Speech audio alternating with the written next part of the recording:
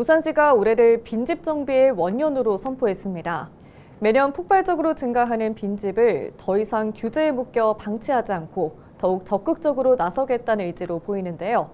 여기에 행정과 현장 전문가가 의기투합하며 향후 드러날 결과물에 이목이 집중되고 있습니다. 오늘 헬로 이슈토크에서 자세히 짚어봅니다. 도시재생과 빈집 정비 영역에서 활발히 활동하고 있는 사이트 플래닝의 한영숙 대표이사와 함께합니다. 어서 오십시오. 네, 안녕하세요. 한영숙입니다.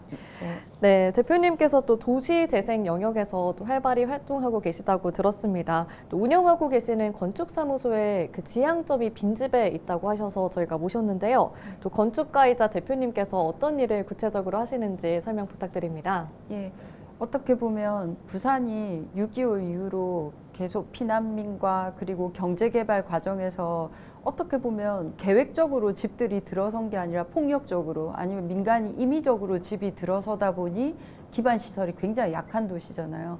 그래서 다들 재개발 재건축이 되는데 그때 시기에서도 누구도 들여다보지 않고 방치되었던 곳이 삼복도로였고, 그래서 저희 회사가 2009년, 10년부터 삼복도로 르네상스나 도시재생법을 발의하는 그 순간부터 지금까지 대략 15년간 도시재생과 다양한 빈집 정비 사업을 추진해 오고 있습니다. 그래서 건축의 영역뿐만 아니라 도시계획의 영역이나 디자인의 영역이 같이 통합적으로 사실 이 서비스, 어떻게 보면 공공영역의 도시 관리를 위한 서비스를 제공하기도 하고, 그리고 2019년부터는 빈집에 대한 좀 문제의식이 좀 높기도 하고 해서 저희가 19년에 사이트 진이 좀 비슷하죠, 이름이. 플래닝이 계획하는 회사면 사이트 진이는 공간을 관리하는 회사를 하고 그 회사의 핵심 업무를 빈집 플랫폼으로 해서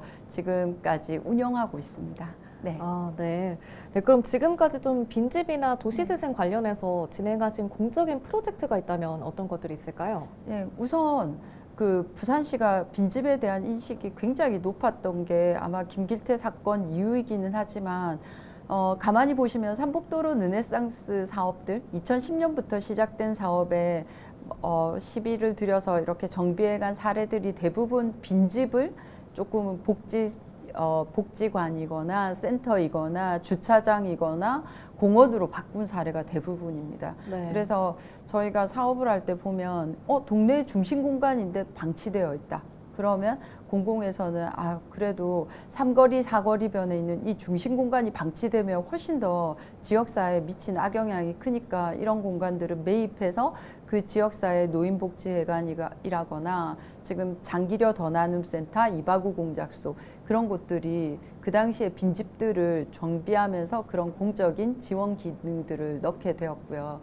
그리고 김길태 사건 이후로는 이건 범죄의 시작이 될 수 있겠다.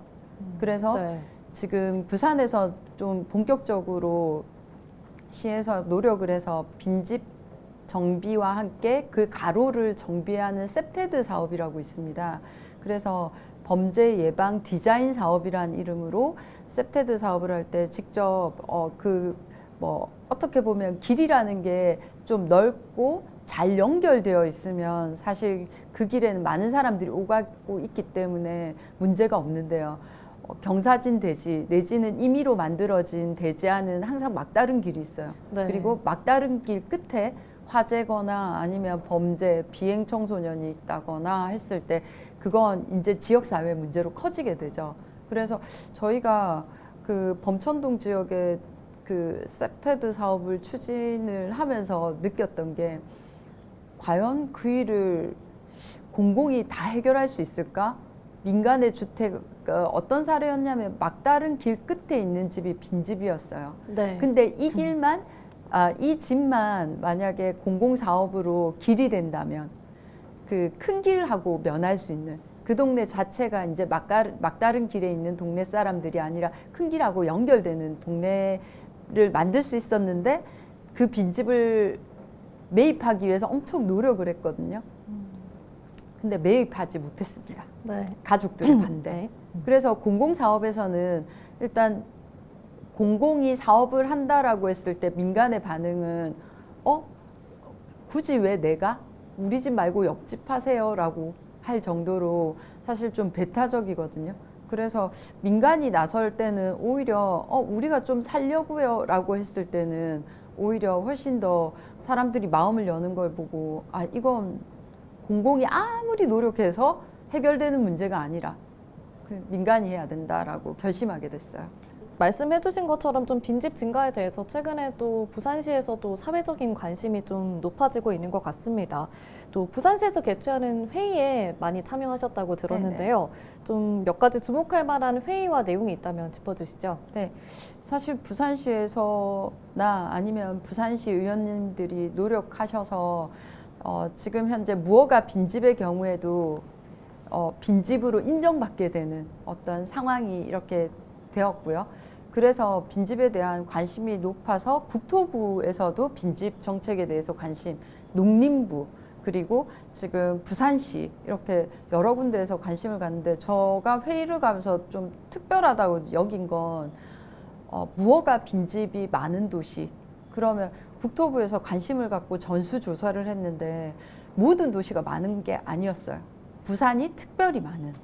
그래서 부산이 특별히 많다라는 건 부산이 경제개발기에 무허가로 무허가로 들어선 집이, 그러다 보니 무허가라는 건 도시 기반 시설, 도로나 주차장 여건이나 여러 여건이 어려운 상황 안에 집을 지었고 누군가가 살다가 이제는 합법화되지 않아서 여전히 무허가로 빈집으로 남겨진 것들이 너무 많다라는 건 사실 저는 이건 국가적 문제로 판단해야 되지 않을까라는 생각을 하게 되었어요. 왜냐하면 그 경제 도약기에 우리는 근로자들을 위한 집들을 허둥지둥 정신없이 공급하다 보니 기반 시설이 약한 건데, 이 도시 기반 시설이라는 게 시나 아니면 민간이 사실 그 많은 재원을 들여서 정비할 수 없거든요. 그렇기 때문에 우리는 그 시기에 도시를 체계화하지 못하고 공급했던 그것들이 다 오롯이 지금 우리가 성장할 수 있는 상황에서 좀 발목을 잡는다. 왜냐하면 도심 지역이 얼마나 광역 인프라, 그리고 북한 재개발 이후로 다양하게 들어설 여러 어떤 공공 정책 사업들이 들어설 건데 여전히 배후 주거지들은 이렇게 빈집으로 남아 있다. 그런 건 사업성에 큰 걸림돌이 저는 기반 시설이라고 보고 있기 때문에 큰 쪽 문제로는 국가가 훨씬 더 관심을 가지고 부산이라는 도시를 봐야지, 국가에서도 부산만 특이한 경우라서 우리는 지원해 줄 수 없다라는 관점은 사실 부산을 제대로 된 서울과 대비되는 이 환태평양 산업의 중심 도시로서 분명하게 인식을 못하지 않을까? 그래서 저는 국가 사업을 전반적으로 해서 인프라를 정비해서 좀 정비형 모델도 같이 부산 도입돼야 된다라고 보고요. 그리고 최근에 동구나 중구에서 하고 있는 각 자치구의 어떤 빈집 정책과 시에서 대규모의 빈집을 정비하고 또 새로운 임대주택의 모델을 검토하는 사업들은 많기 때문에 그것들이 추진되는 방향성은 볼 필요가 있는데, 예산 마련이나 뭐 이런 것들이 너무 크기 때문에 이건 부산이 빈집 정책을 중심에 두고 다른 사업들과 좀 통합해서 보지 않으면 안 될 것 같아요. 다른 사업이라 하면 만약에 길 조성하거나 아니면 주변에 공원을 만들거나 하는 주차장을 만들거나 이런 사업을 통합적으로 우리 삼복도로 르네상스 할 때처럼 그 통합적으로 써서 빈집을 조금씩 해소해 나가는 것도 같이 가야지, 무한히 그 열악한 상황 위에 집을 리모델링해서 임대로 전환한들, 저는 그것들이 장기적인 방법은 아닐 수 있다라는 생각이 들어서 그런 장기적인 기반 시설에 관한 문제부터 단기적인 문제까지 조금 시가 많이 관심도 가지고 있고 활용하고 있는 것 같습니다. 네, 지금 뭐 빈집 정비에 대한 필요성도 언급을 또 해주셨고요. 또 그와 관련해서 공공과 좀 민간이 함께 노력을 해야 된다, 이렇게 말씀을 해주신 것 같은데요. 네, 또 부산과 비슷한 상황을 겪고 있는 해외 도시들도 있을 것 같습니다. 좀 빈집 정비에 성공한 선례가 있다면 설명해 주시죠. 성공했다라기보다는 늘 과도기에 있는 것 같고요. 뭐 도시 문제에 경우에는 성공과 가정과 실패를 계속 반복하면서 나아가고 있는데 저는 일단 디트로이트시 그러니까 이게 산업 전환기에 그 산업에 적절하게 대응하지 못하면 근로자들이 빠지면서 빈집이 엄청 많이 생기고 있습니다. 그래서 디트로이트의 경우에도 다만 산업만 망한 것이 아니라 거기에 남게 되는 빈집이나 빈터들이 굉장히 많아서 다양한 어떤 정책들을 쓰게 되죠. 특히 여기 빈 땅의 경우에는 굉장히 저렴한 비용으로 좀 매각을 유도하거나 공공이 개입해서 그 땅을 사거나 그리고 그 세금을 아예 감면해 주거나 그리고 그 빈집뱅크와 같은 적절한 제도를 쓰면서 관리하거나 그래서 디트로이트시의 경우에 최근에 빈집이나 아니면 빈터에 대해서 굉장히 좀 다른 산업을 채워가는 경우도 있기 때문에 그걸 좀 저는 주목해 볼 만하고 거기에 대해서는 굉장히 토지 규제를 많이 하고 있습니다. 그 방치하고 있는 토지주에 대해서는 분명히 과태료나 그리고 다양한 법적 규제도 같이 하고 있고 매각했을 때 내지는 신규 사업을 했을 때 주는 혜택 그래서 페널티와 인센티브를 같이 적용하고 있을 때 저는 사업의 실효성이 있을 것 같고요.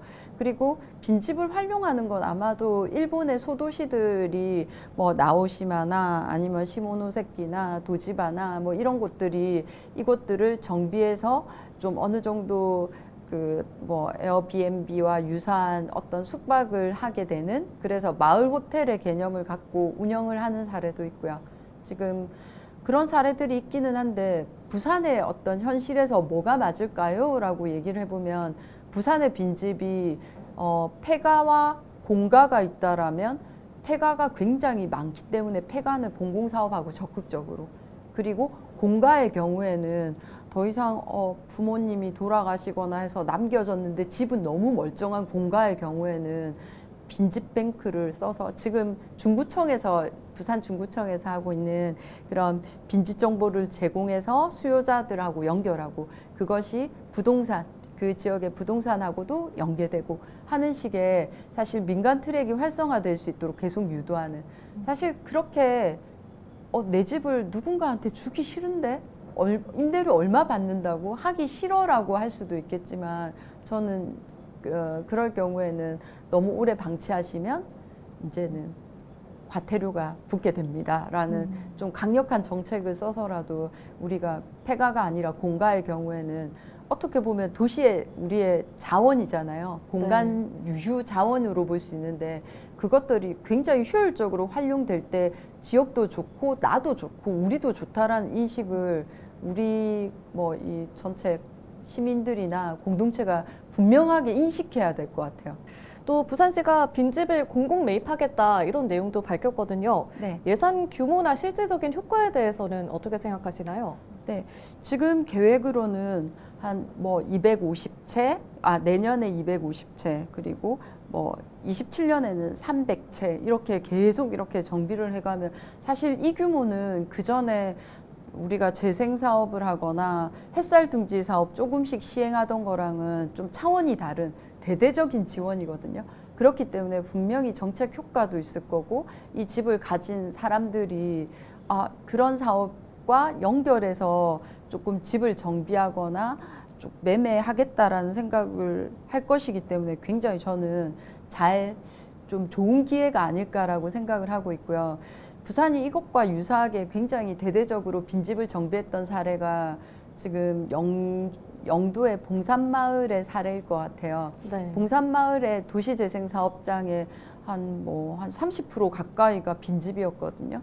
그런데 그 재생사업비의 대부분의 금액을 빈집을 매입하는 데 썼고 그래서 그 지역 사회를 좀 변화시키기 위해서 노력을 하고 있죠. 그런데 이런 사업을 할 때 확실히 빈집이 위치하고 있는 입지나 그리고 그 주변에 연결될 수 있는 자원들을 살펴보는 그 장소적 차원에서 살펴보지 않으면 단순히 우리가 지금 개발 시대 때 필요해서 막 집 짓고 이제는 또 이 집이 문제이니까 막 정비하고 할 시대는 아니거든요. 분명히 이 지역만의 장소성을 드러낼 수 있는 각각의 전략으로 잘 움직여 간다면 굉장히 파급력이 높을 거라고 생각하고 있습니다.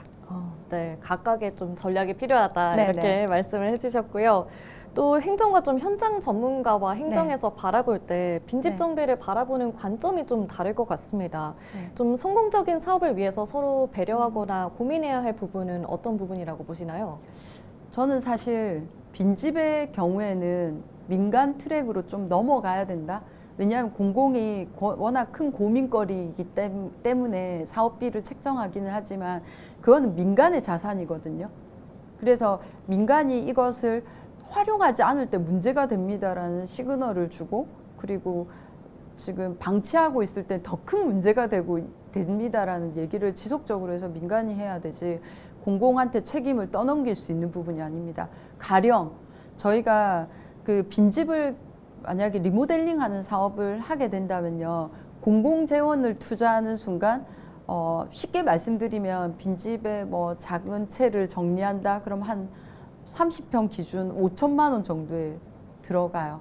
돈이 경우에 따라서 달라도. 네. 그런데 왜냐하면 거기는 설비도 노후화됐을 거고 정비도 하겠지만 그 공공사업의 경우에는 뭐 입찰가나 광급 자재이거나 입찰 과정에서 그 수많은 또 전문가 행정력 비용을 써야 되니까요. 네. 그런데 민간이 만약에 빈집을 고친다라고 했을 때 저희가 실제로 이제 그 사이트 진위를 통해서 그렇게 무상으로 빈집을 저희한테 주시면 저희가 그 한 4년간 빈집을 임대받아서 재임대하는 방식으로 사업을 해봤는데 한 2천만 원 정도가 들면 충분히 집을 고쳐서 또 임대를 하게 되고, 그 집주인의 경우에는 관리하는 사람이 있어서 집이 안전해지는 거고 2천만 원을 들여서 노후한 설비나 필요 없는 시설들을 정비할 수 있는 계기가 되고, 들어온 사람의 경우에는 저렴한 금액에 이 집을 살 수 있는 기회를 얻게 되는 거고.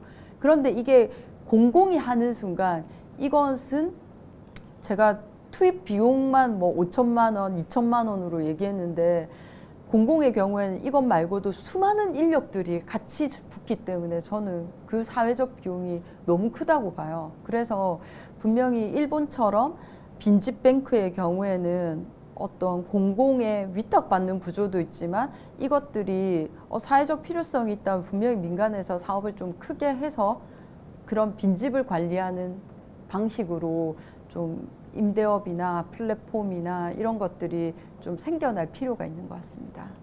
그럼 또 현장에서 좀 직접 문제를 대변하는 건축가로서 행정이 또 생각하지 못한 부분을 제안하신다면 좋은 아이디어가 될 것 같은데요. 대표님께서 좀 제안하고 싶으신 빈집 정비 사업이 있다면 말씀해 주시죠. 네. 사실 저희가 규제 샌드박스라는 것들을 최근에 받게 됐어요. 사이트 진이라는 곳에서 빈집 플랫폼을 운영하다 보니.